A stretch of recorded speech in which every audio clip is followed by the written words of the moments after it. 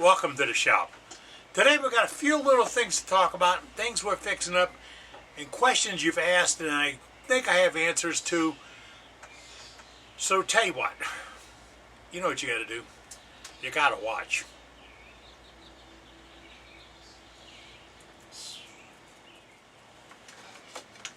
Hey, a couple of weeks ago we got together and we finished, and guess what? I moved the monitor. You're over there now.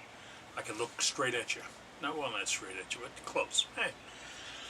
All right, because I moved the camera, and I moved the fan, and I moved the lights, and I found the faceplate. I found the faceplate. Yeah, good news, bad news. I found the faceplate, but it's 1.25 1.25 8, and this is 33 millimeter. But I got a little fix. All right, but we did this platter. Now you see this platter I'm going to do. Now I can see in the monitor. I can do a reflection. See, I'm not looking at you, I'm looking over there. Now, I'm very critical about this platter. Very critical. I don't see any rings, any marks, any lines. I get a little globbing down here where it can transition from face grain to end grain and back to face grain again.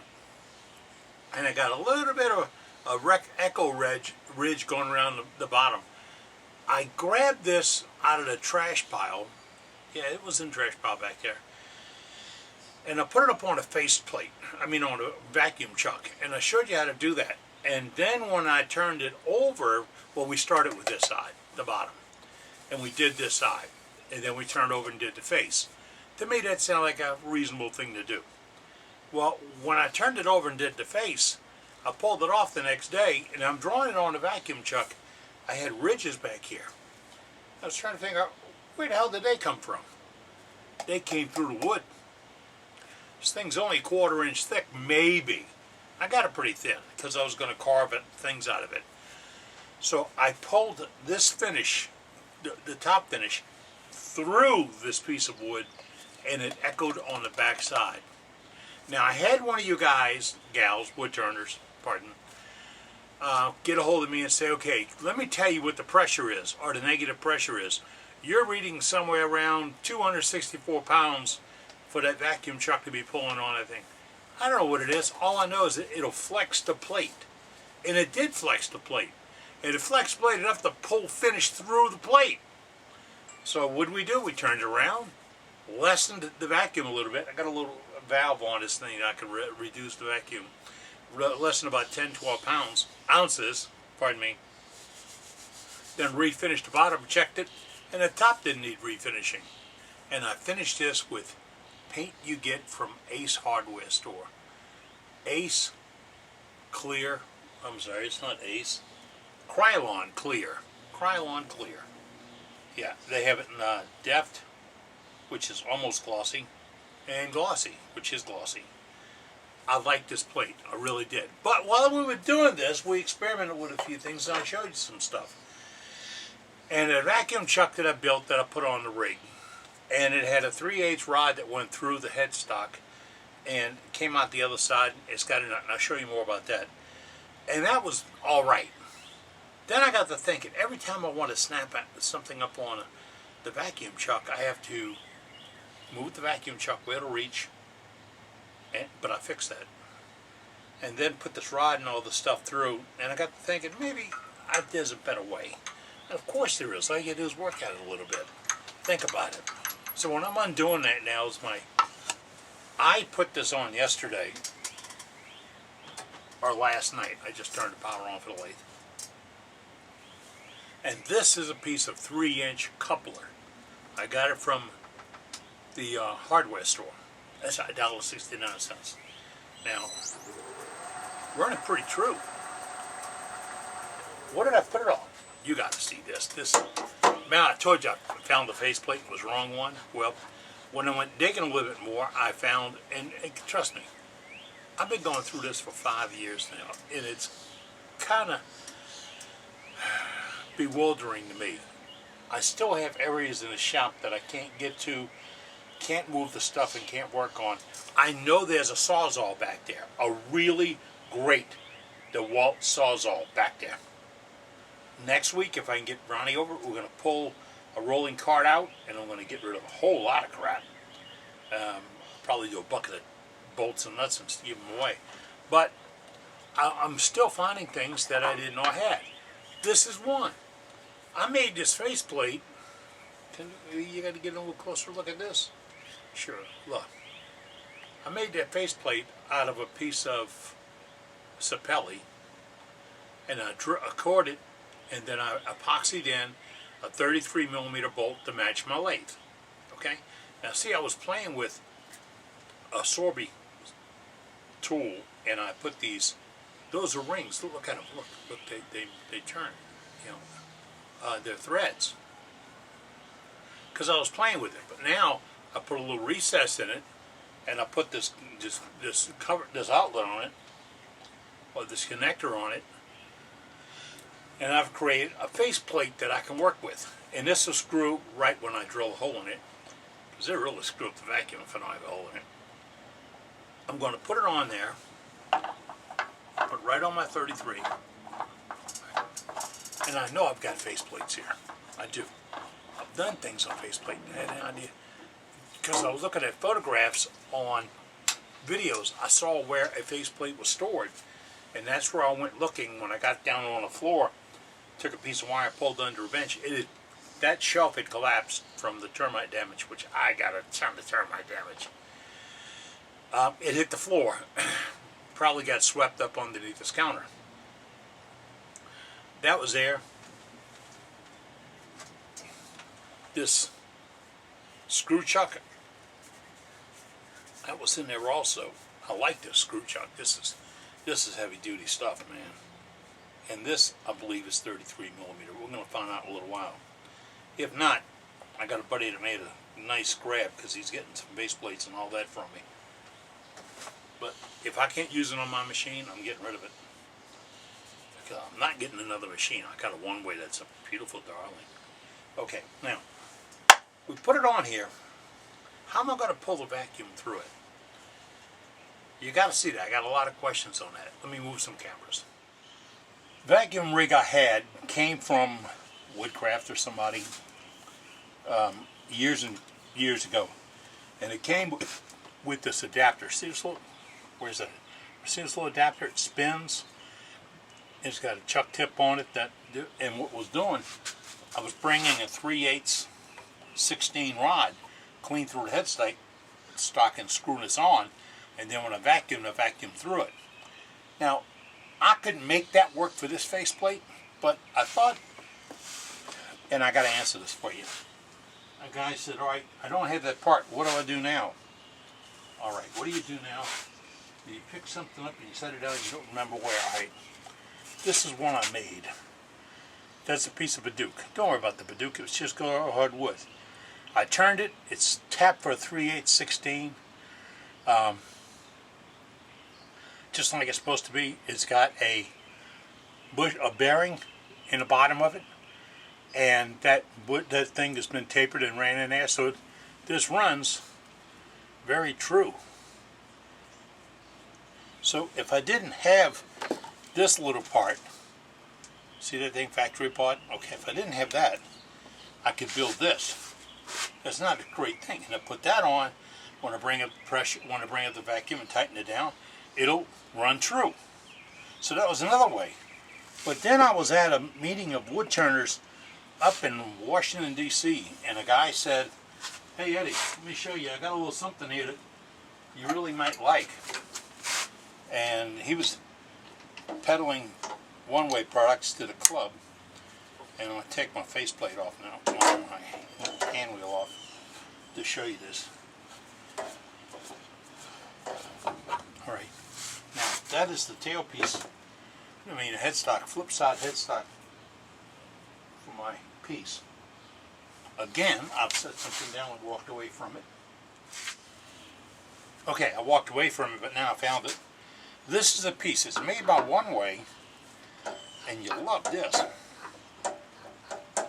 That thread's on the headstock.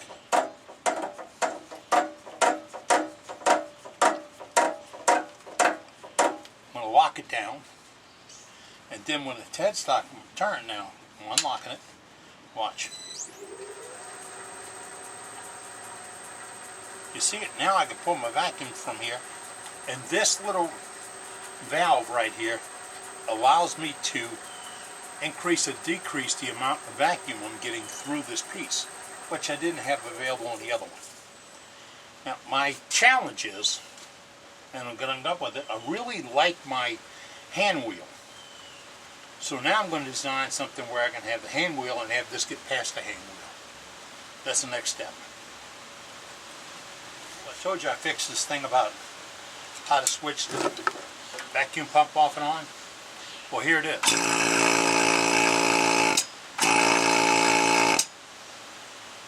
You wood turners sent me tons of ideas on how to get around this. Now that's on a magnet. Look, there's a rare earth magnet right there. Screwed through the switch. This is a 6-foot extension cord. I brought it in, cut one wire, the black wire, went black, come out black, went down low voltage, an ungrounded plug, on purpose. I don't want to overload it. So that's how we control the vacuum now, without having to reach across the lathe or under the lathe or around the lathe to do it. Hey, if you can't tell, I can, but it's raining like heck out here. It's going to come to rain like hell anytime soon, and we're not going to be able to talk. So I'm taking a lunch break. Why don't you do the same? We'll be right back. I'll be right back here. Gotcha. Hey, the rain quit.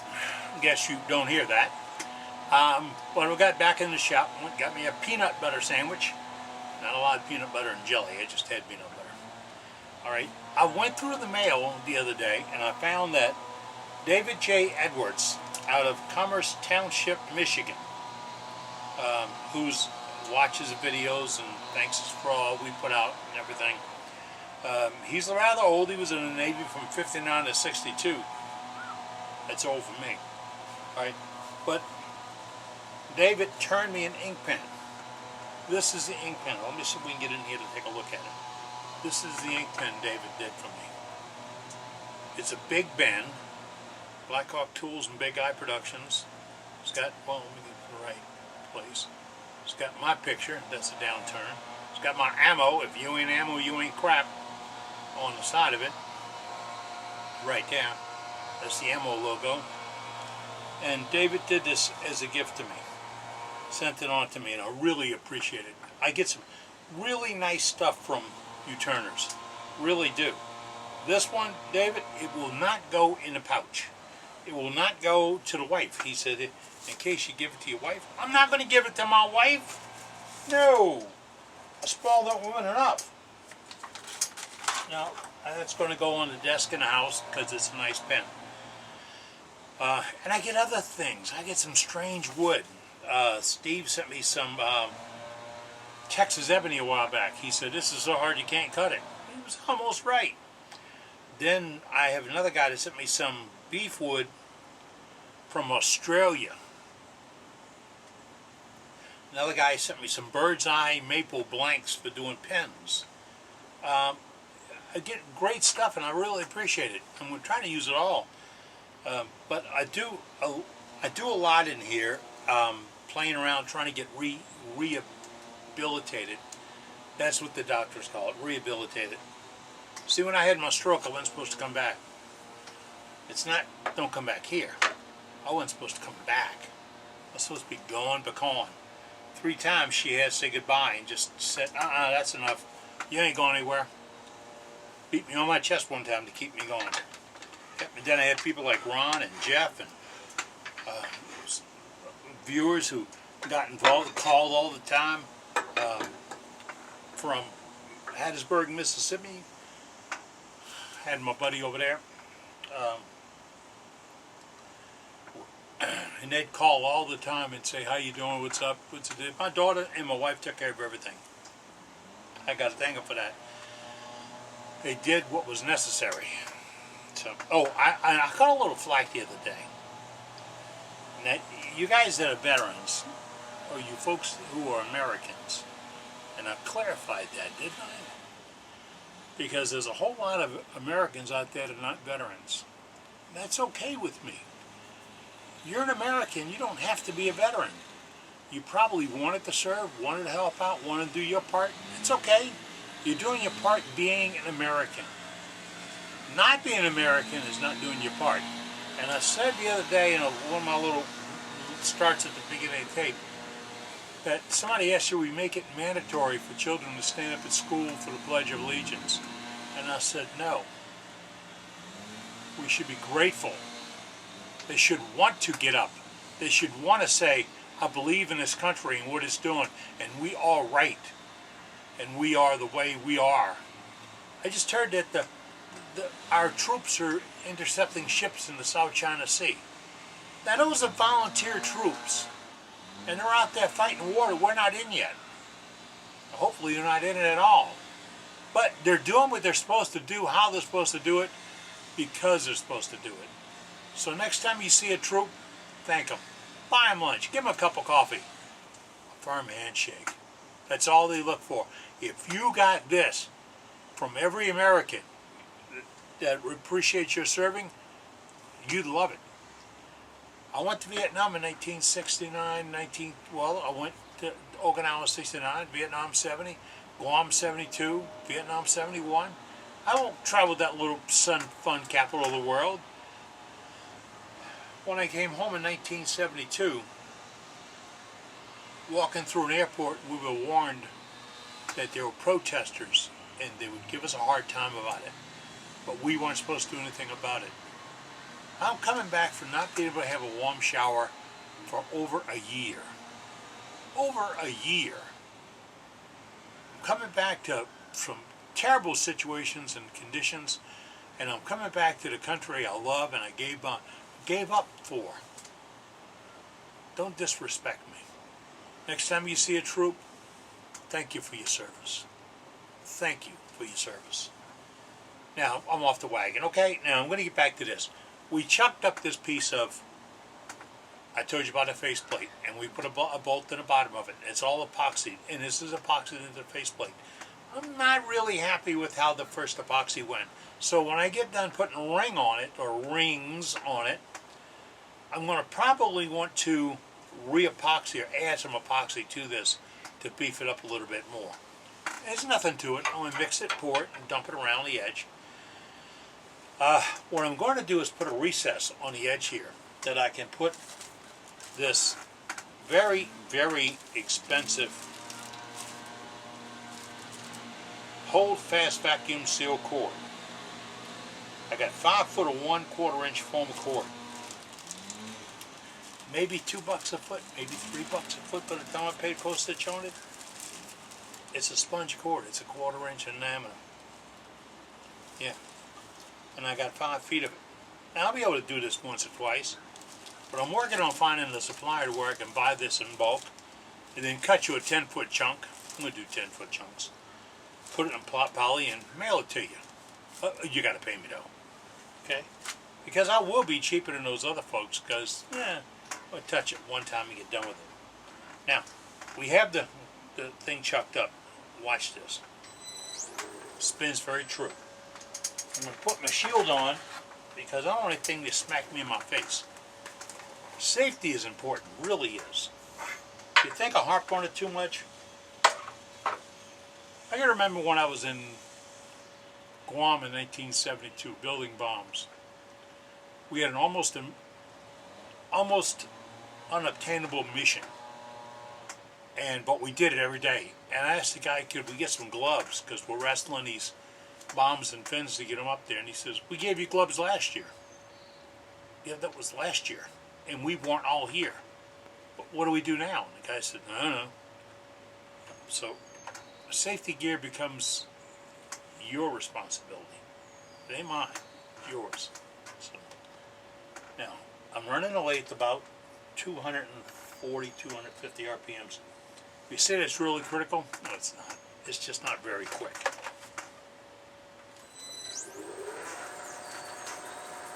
New things moved around. All kinds of things moved around. So I had a little problem realizing where the starts and stops and all that is.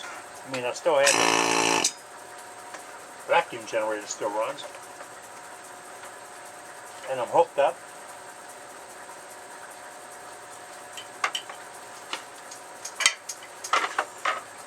grab a detail gouge. 3/8 inch detail gouge. This has got a very aggressive point on it. I'm going to go in, and I want to show you this real soon. I've got the prep for this. This one's going to be, flute's going to be straight up. See that? And I can't do that and make the cut because I don't have enough tool. So I'm going to set it straight up.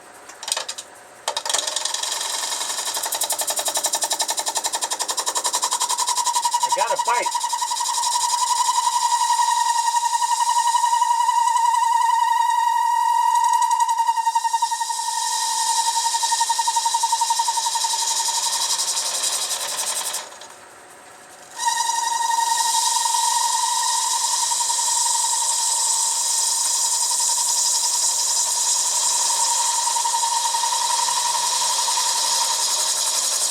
I'm going to bust right in here and mess up the whole thing. If continuity seems to be a problem, it's because I have a continuity problem. But we'll get over it. I've got the plan outside the shop. I came in a little while ago, and with this piece I chucked it up. You can see what I did. I'm getting where it's at right there. Now you see I've got a groove on the outside and a groove on the inside. See them? Alright, what I did was just take my little 3/8 inch scraper and I scraped in those two cuts. They burn more than scrape. Okay, so we have that in. Now that's where I'm going to put these rubber gaskets. Now how did I get the rubber gaskets? 1/4 inch gasket material. Now to calculate this, measure this diameter and then go to your calculator, enter. Don't do any of that crap. None of it. I took a little piece of tape and I taped it right here, right where it goes. And then I laid it around the outside where I know it's going to lay. Then I put a little mark right there, and that's where I cut it. And it's a little bit longer than it needs to be. And that way when I fit it back together and put it back up here, if it was too big, I could take a little bit out. Couldn't put any back in, so I only cut a little bit long so I can take it back out. Remember, I had 5 feet of that cord, so I have an interior ring, and it's super glued together. And I use my medium thick star-bound super glue to put it together. And that looks like the right size and where it's going to go. Then I have an outside ring.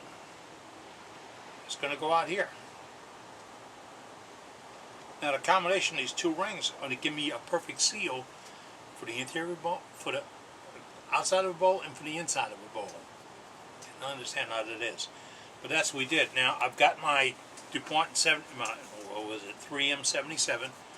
I'm coming to the shop to do it because my weather chick messed up, and she's missed on rain today, and it's coming back. So I had to get back in here. She was so cute I would quit watching her. She's just so doggone cute. And pretty good weather caster at that. Alright. Oh, I told you I found a screw chuck. Not a beautiful screw chuck. See that thing? Big monster, huh? 1/4 inch and a quarter. Not this lathe. Another lathe a long time ago, laying far, far away. Now I'm taking a ring, and with that spray glue on it, because that's resilient, you know, it's not hard, it'll be resilient. I'm going to lay the gasket in there. That's right, just lay it in there. Tap it all the way around and get it where I want it at. Looking nice. And take the other one, go to the outside, and put it right where it's supposed to go. Then I want to put it under some pressure. That's where this little doohickey comes in at. That's a doohickey. It's all the pressure I needed. Right there. It's just enough to make sure it's laying flat. It's being held against the glue. In about an hour the glue will cure, and I'll be there. Now to get back to regular programming. Oh, and by the way, management fusses at me because I forget to talk to you about Big Guy Productions. Big Guy Productions, that's where we sell cutters, templates, tools, all kinds of, let me see, what's the list on here? bars, templates, bearings, longware tools, Lazilla plans, black chalk jig, about 10 different combinations plus 10 blades. It's all on the list. That's it. If you're looking for it, you got to give me a call. If you want to do it by telephone, give me a call at 504-715-0512. And I'm the guy that answers the phone. The other way is to go to the website, www.eddiecastellan.com. That's this one right here. Hold on. I'm going to get it right. It's down here somewhere. eddiecastellan.com. And don't forget, we still have a challenge ongoing for finger tops. And if you don't know about that, you have to go to, I think it's over here. Yeah, I think it's over here. This little strip. One of you guys or gals told me how to fix this. That's why it's up there. There it is. And that's where the finger top challenge is at. Stand by, because I've decided to talk to my friends.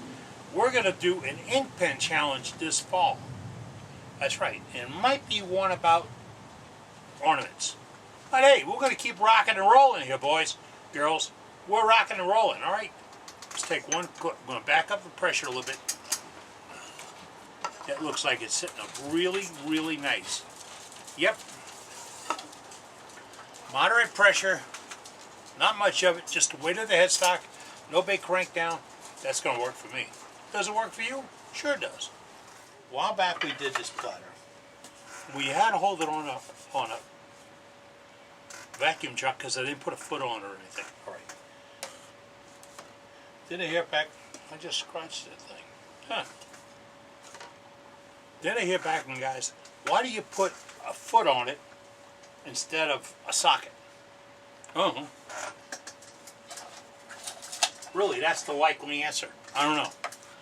Depends on what you learned from your buddies. That's a socket. Too big a socket, but that's a socket. But I can put my large jaws that fit in here and open this up. I'm going to retrue this and refinish this. You see it? It's another one of those pieces sat in the back. It's got some checks and splats on it. It's pretty thin. It'll be nice. Be another one of those refinishing projects. All right. This one has got another foot divot cut in it. And this one will go on the regular size one way. And I'm going to do the same thing. But this time, I'm going to flip it around and put it over the vacuum chuck. In fact, this vacuum chuck. And true this back up, clean up this bottom, and finish the bottom where the chuck sits. That way you want to turn it around and put it in a chuck. Now this we finished, okay? We're going to finish this part. I'm going to put all the finish on and get all that detailed out. And when I turn around, I'll put a little piece of wax paper there so I don't leave any tool marks. And I have this cut the right size. Right size.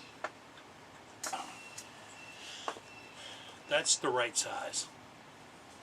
You see, I'm showing you a jig. That's the right size for the jaws that fit in. Right there.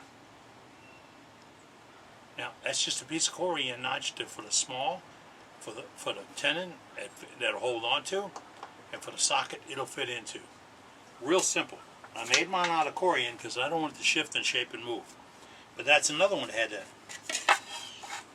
Then I looked around and I found another one here that I put a D10 in, but look, you can hardly see the D10 because it's not very efficient. What happened? Well, I was holding it like this and turning it, and the shape this bottom. This thing has some weight on it too. It needs to go on a diet. And then I turned it around and put it in some cold jaws or a Longworth chuck or something like that, and I turned it off and I cleaned up that bottom and got rid of my D10. So I got rid of my holding power at the same time. So now, to go back and start over, we're doing the same thing again. We're going to put it on a vacuum chuck. Here you go. Gotta get out the way. I'm going to put this in my vacuum chuck just like this. Bring up my soft touch. Put some vacuum on it. And I'm going to get 264 pounds, the guy said, of pull on this piece. It's going to be against the rubber gaskets. And then I'll be able to reshape this bottom because it's very thick. I'm thinking it's 3/8 to a ½ inch thick. See, 3/8. but I'll be able to do a little better socking on it. But while I have it held on like this, okay, so you get the orientation right, clean up this, redo this edge, and all this while it's in the vacuum chuck. Light cuts, not heavy cuts, light cuts. Then I'm going to turn it around. Now I'm building a vacuum chuck that'll do this. It's going to have two gaskets on it, one to the inside, one to the outside. When I go this way, I'm going to be touching the outside gaskets. When I go this way, I'm going to be pulling against the inside gaskets. You got it? Got it. Now, somebody hold fast and somebody makes one of these, and I have one around here somewhere. It's a big blob of aluminum with gaskets on it. I paid way too much money for it because I did this for $3. Well, then I got a cord and material to it. Maybe I'm up to $5. All right, but I can hold it one way or the other. But if I can fix this bottom and get it strong enough, opening up and get it finished, then when I put it back, I won't have to put it back on a vacuum chuck. I'll put it on a regular chuck. And that'll give me a little more hold. I'd put my soft touch up against the middle to give it some stability, and I can reshape and readdress. And I mean, these things are thick. A long time ago, laying far away. That thing looks like crud, doesn't it? You'll see it again soon. Right? But that's the difference. Why don't I do socket or tendons? I've got a couple of pieces with tendons on them. I don't care for them. They raise up off the table. They can't raise down. Raise up off the table. It's hard to dress, and when you finish it off, you got a real chore in your hands to flip it around. If you got a vacuum chuck, you can flip it in a little bit easier. But you don't. Sometimes you got to hold it or tape it to. I've gotten to the point where I've taped it to a piece of plywood that's on a faceplate. If I still had a faceplate, I'd probably try that and show you. That faceplate's out there. It's out there. I know it's out there. It's out there. It's calling me. But we'll find it next month. Well, we'd put a piece of plywood up, put it up on the plywood, and put duct tape on it to hold it in place. Put the soft touch or the center point up to it, and boom, I can turn it. You see, if you can hold it, you can turn it. All right, so let's get to where we can hold it. Now, the jaws versus opening up rather than a tendon. Okay. History is a good lesson teacher. What I have learned is those tendons will snap and crack. And you put a lot of pressure on them, pulling on them. So you're actually weakening them when you tighten down. All right? And then you're adding some other stress pushing side to side. You don't realize how much stress you're actually putting on a piece when you do this. So where in jaws we open up, we have more wood to open up around, more area to displace all that energy. Somebody's going to write me a letter about this and tell me how I'm wrong. Displace more energy, and then I got a safer cut. I have a safer cut, I'll have a better cut. I have a better cut, it'll be smoother. Smoother, less sandpaper. And oh yeah, and cleaning up, I found like 40 bags of sandpaper. Damn, I was really hoarding it. And I just found the rotohammer I was looking for. Ha! It's amazing what you see when you open your eyes. But I'm going to put this gasket on this thing. I want to cut it with my scraper. Put a recess on the outside, a recess on the inside. If I could get the sketchboard up and do this here. And then I'm going to attach it with a rubberized adhesive. Why? Well, I'm going to put the pieces together with super glue. One little drop of super glue to put the piece together. Get me a ring. But when I go to ring to this, I want that to be a flexible connection. Must be a flexible connection. My plate's not true, so it can't go against a hard surface. It's going to go against something that flexes. If I have it on a super glue to this, that isn't going to budge as much as an adhesive. There are differences. Adhesive attachment will be. So I'm going to put them on with an adhesive. Probably that, where is it? 3M Super 77 spray adhesive. I got a can of it over here. I don't like it because it goes everywhere, but we're going to go outside and do it. And I'm going to fix that. And that'll give me a holding feet. We did all this because vacuum chucks can help you get better work. help you do better work, help you make better work. And oh yeah, the vacuum generator is a 2.5 CFM vacuum pump made by Pittsburgh Machinery or somebody, Harbor Freight, $66. Yeah. Oh, get a bottle of oil when you get it. If they don't have it at Harbor Freight, you got to go to AutoZone or McGuire's or something and get it, because if you run it out of the fluid, number one, you'll ruin the vacuum pump, and number two, you won't get a vacuum. So you got to keep it at, there's a little happy level, and a little line, you keep it at the line, and that's all. A little bit's going to escape when it's running, because it pulls through the oil, then it atomizes the oil, which means you clean it on a pretty regular basis. All right, I think that's where we wanted to be at today. I'm going to suit up, get my scraper, put those rings on, and I'll show this to you again when we're using it, holding it on. Okay? I'm Captain Eddie Castellan. You're in the shop with me, and we're making shavings. You take care, be good, and above all else, stand up when you hear that Pledge of Allegiance. That's our promise. Really. See you later.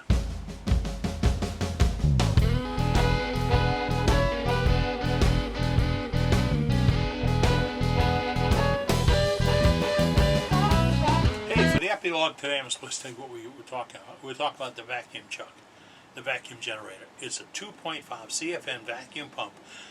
Pittsburgh is a brand name on it, but it came from Harbor Freight. Not very expensive. I got the hose for it, a reinforced hose, because it's a vacuum pump. You don't want to use a cheap hose because you'll pull it down and it's not efficient. Then the fittings were all from the pneumatic section at Harbor Freight or the hardware store. The part that goes through the machine, through the lathe, the one I showed you earlier, is made by One Way Lathe Company. It's on their website. The other is Woodfast. I think it's Woodfast. That's what I have written on it.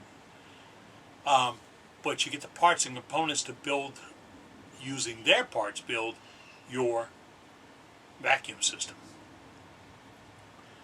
Vacuum does not work if you do it with a vacuum cleaner. I don't know what to tell you. Okay. And what else? PVC connectors from the hardware store is 3-inch. I made this. The nut came from the hardware store, a 33mm Matchmill lathe. I drilled a hole through. I'm going to drill a hole through this using a drill bit on a handle. Whoa, where are you at?